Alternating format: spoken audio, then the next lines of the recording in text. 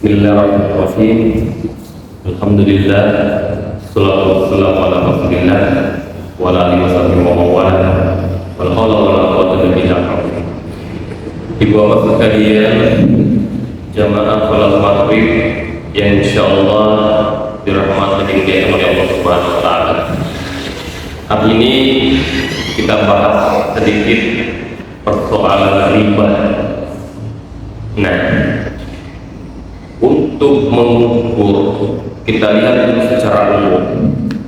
Untuk mengukur atau untuk melihat, menilai apakah pekerjaan yang kita lakukan itu halal atau haram, apakah transaksi yang kita laksanakan itu boleh atau tidak, jual beli rumah kita, jual beli kendaraan kita, apakah sudah sesuai dengan syariat atau belum. Ada tiga parameternya. Ada tiga parameternya untuk melihat kesesuaian transaksi itu. Yang pertama, transaksi itu terhindar daripada transaksi terlarang. Kemudian yang kedua, menunaikan akad-akad syariah. Dan yang ketiga atau yang kedua, melaksanakan sesuai dengan akad-akad syariah. Dan yang ketiga, menunaikan adat-adat sebagai seorang muslim dan muslimah. Nah, ini tiga parameter. Nah, yang pertama tadi, terhindar dari transaksi terlarang. Ada berapa transaksi terlarang dalam agama kita? Ada 10. Yaitu yang pertama, riba itu sendiri. Yang kedua, gharar. Yang ketiga, judi. Yang keempat, suap. Yang kelima, rekayasa dalam nilai. Yang keenam, rekayasa dalam nilai. Yang ketujuh, jual beli inah. Yang kedelapan, jual beli piutang. Yang kesembilan, tukinuan. Dan yang kesepuluh, usaha non halal. Nah, jadi ini adalah 10 transaksi terlarang atau transaksi yang menggunakan ilmu hitam. Nah, terus parameter yang kedua, sesuai dengan akad syariah. Dan yang ketiga, menunaikan adat-adat sebagai seorang muslim dan muslimah. Nah, tapi yang kita bahas hari ini yaitu persoalan riba. Nah, kita akan bicara kapan transaksi itu dikatakan riba, kemudian apa dalil daripada riba, dan kemudian bagaimana contoh atau bentuk daripada riba itu sendiri. Nah, sesuai dengan bagaimana aturan hukum daripada lembaga fikih di Arab Saudi, otoritas fatwa di Bahrain, lembaga fikih di Amerika Latin, lembaga fikih Eropa, ataupun kita sendiri di Indonesia ada Majelis Ulama Indonesia. Bagaimana lembaga-lembaga ini semua melihat transaksi riba itu? Nah, dikatakan bahwa riba itu terjadi ketika ada dua di dalamnya, yaitu yang pertama terjadi secara utang piutang, dan yang kedua dipersyaratkan. Nah, contoh, misalnya Ustadz Najamuddin, saya mau pinjam uang ke Ustadz, taruhlah 10 juta.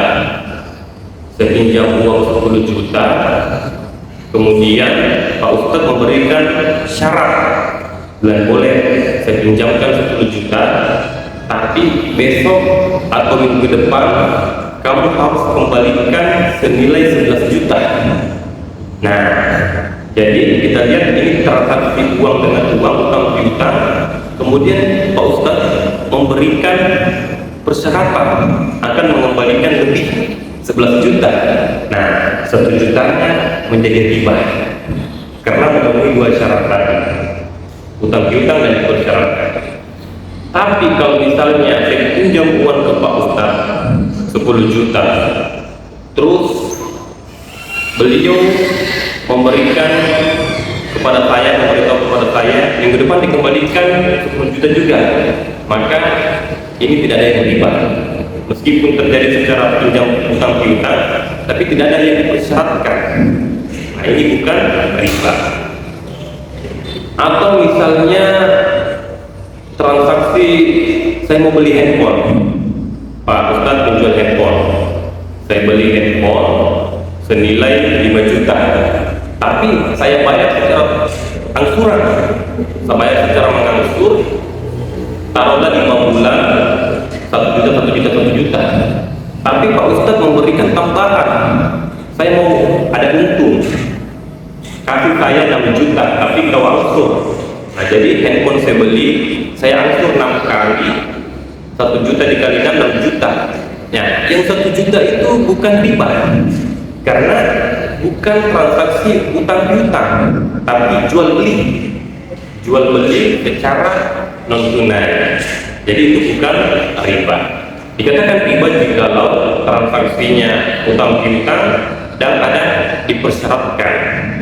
Nah, sebagaimana ayat Al-Quran Al-Baqarah 275, wa Allahul bai'a wa harrama riba, bahwasanya Allah menghalalkan jual beli dan mengharamkan riba.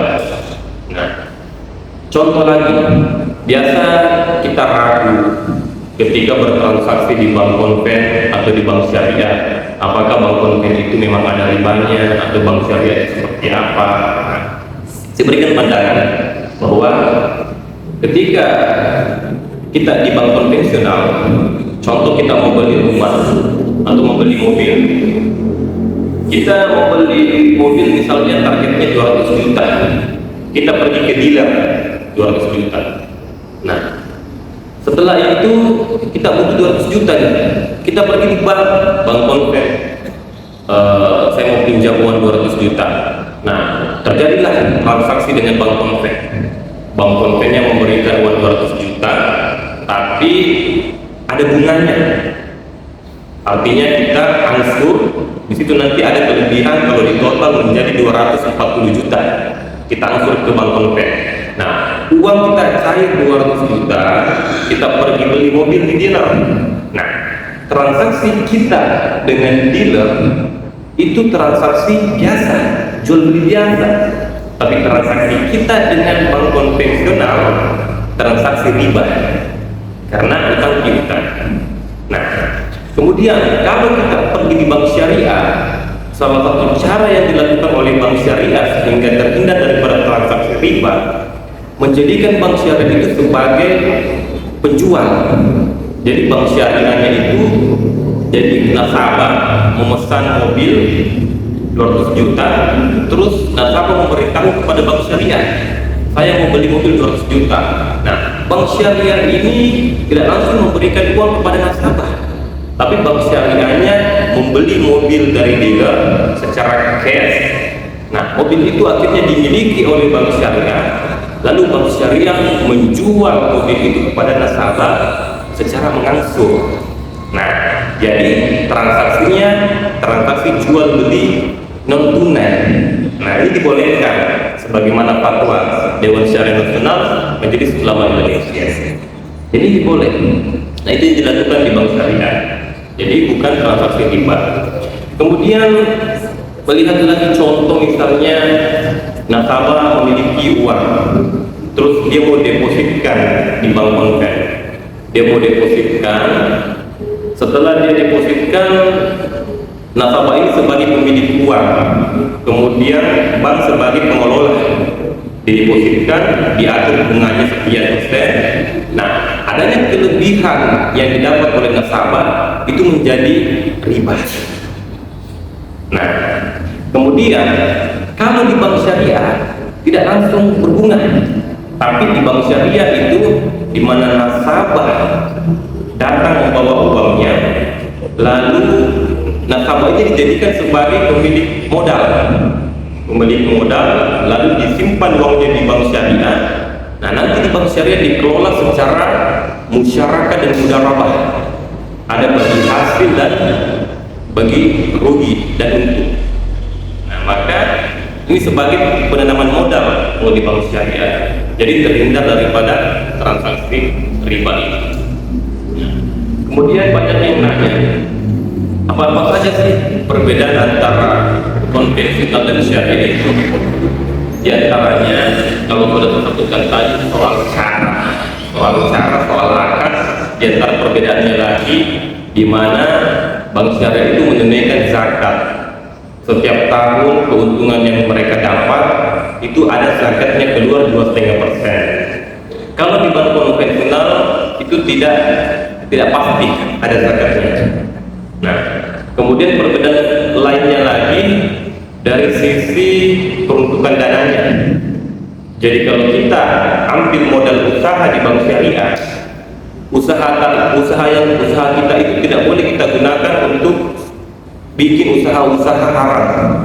Contoh, kita mau ambil modal di bank syariah, lalu uang itu kita gunakan untuk jual minuman keras, untuk buka diskotik, untuk usaha rokok. Nah, itu tidak diizinkan oleh bank syariah.